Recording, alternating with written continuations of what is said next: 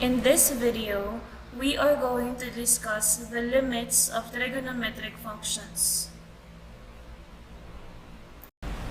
Trigonometry established 6 trigonometric functions, namely sine, cosine, and tangent, with their reciprocal functions cosecant, secant, and cotangents respectively. Basically, these functions refer to the ratio of any two sides of a right triangle with respect to a reference angle. The sinusoidal trigonometric function y equals sine x and y equals cosine x are considered the most fundamental of all trigonometric functions because all the other functions can be expressed in terms of these two functions. Therefore, to evaluate the limits of trigonometric functions, we need to establish first the values of the limit of sine x as x approaches c and the limit of cosine x as x approaches c. Now, let's recall that functions may be graphed by assigning values for x, which are angles expressed in radian measure as shown in the following table of values.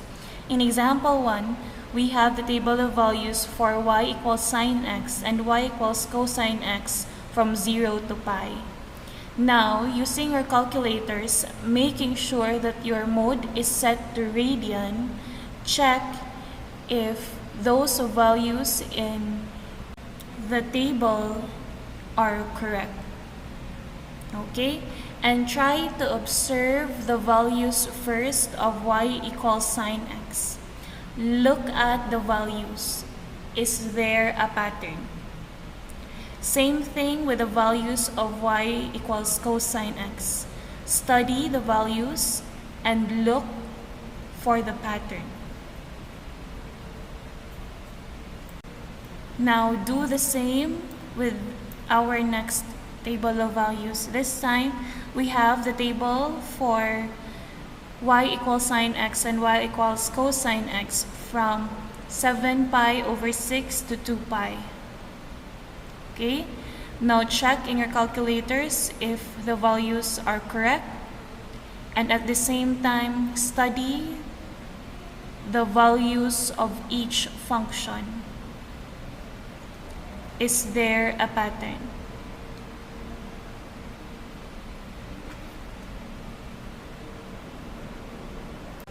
Now look at the graphs of y equals sine x and y equals cosine x. These graphs will verify the pattern that we initially have observed in the table of values.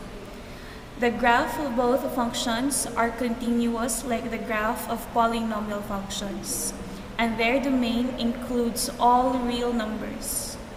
Therefore, like polynomial functions, the limit of sine x and cosine x approaches a certain real number that can be evaluated using direct substitution.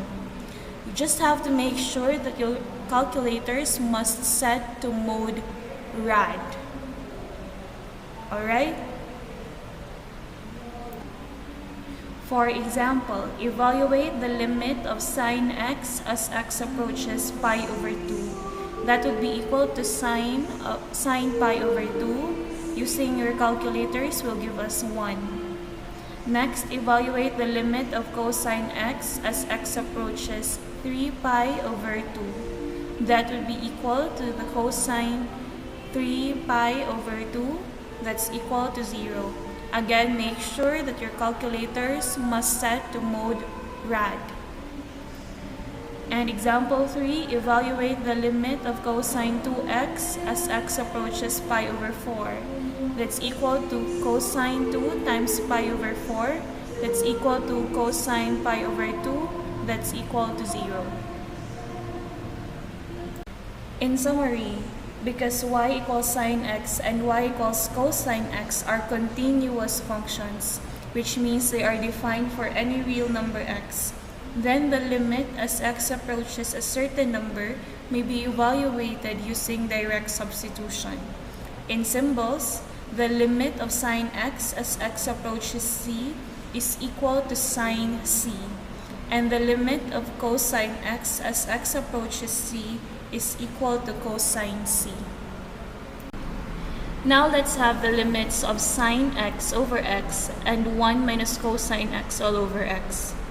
In terms of trigonometric functions, two limits of interest are the limit of sine x over x as x approaches 0 and the limit of 1 minus cosine x all over x as x approaches 0.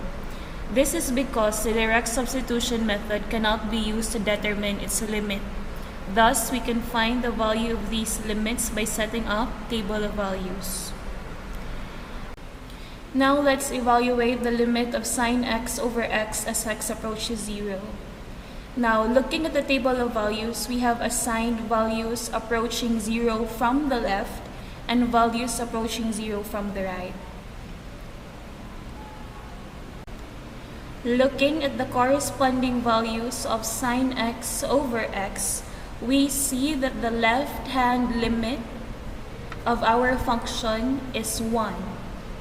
Because we observe that as x approaches 0 from the left, the values of sine x over x are also approaching 1. In the same way, we have also observed that as x approaches 0 from the right, the values of sine x over x are also approaching 1. So since our left-hand limits and right-hand limits are equal, then we already have an idea that the limit of the function is 1.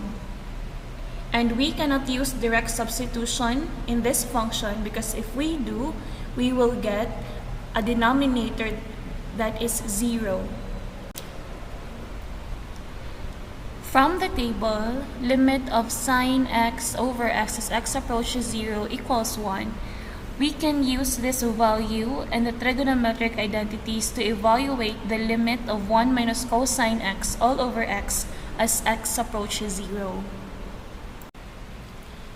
To illustrate, using algebraic manipulation and trigonometric identities, study the derivation of the limit of 1 minus cosine x all over x as x approaches 0.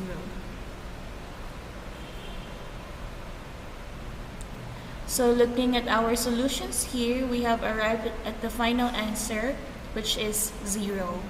So the limit of 1 minus cosine x all over x as x approaches 0 is equal to 0. In summary, the limit of sine x over x as x approaches 0 is equal to 1, and the limit of 1 minus cosine x all over x as x approaches 0 is equal to 0.